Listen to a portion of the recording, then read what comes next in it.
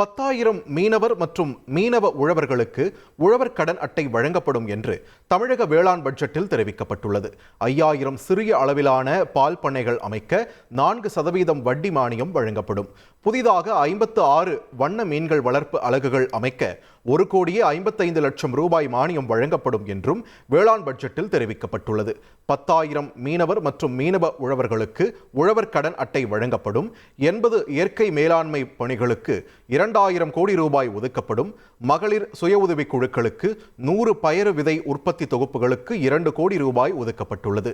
மகளிர் சுய உதவிக் குழுக்களுக்கு 30 நிலக்கடலை உற்பத்தி தொகுப்புகள் அமைக்க 4,50 லட்சம் ரூபாய் ஒதுக்கப்பட்டுள்ளதாக வேளாண் பட்ஜெட்டில் தெரிவிக்கப்பட்டுள்ளது.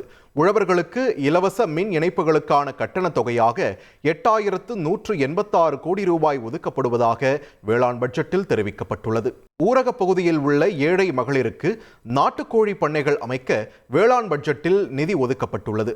வேளாண்மையில் புதிய கண்டுபிடிப்புகளுக்காக டாக்டர் MS சுவாமிநாதன் ஆராய்ச்சி நிதிக்கு 1 கோடி ரூபாய் ஒதுக்கப்படுவதாக தமிழக வேளாண் பட்ஜெட்டில் தெரிவிக்கப்பட்டுள்ளது.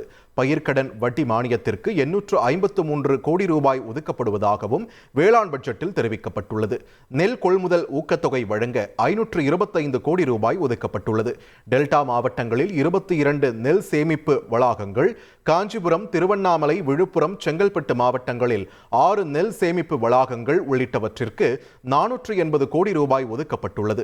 உணவு மானியத்திற்கு 12,500 கோடி ரூபாய் ஒதுக்கப்பட்டுள்ளது. காவிரி டெல்டா பகுதிகளில் ஆறுகள், கால்வாய்களை தூர்வாருவதற்கு 120 கோடி ரூபாய் ஒதுக்கப்பட்டுள்ளது. ஊரக பகுதியில் உள்ள ஏழை மகளிருக்கு நாட்டுக்கோழி பண்ணைகள் அமைக்க 6 கோடி ரூபாய் ஒதுக்கப்பட்டுள்ளது.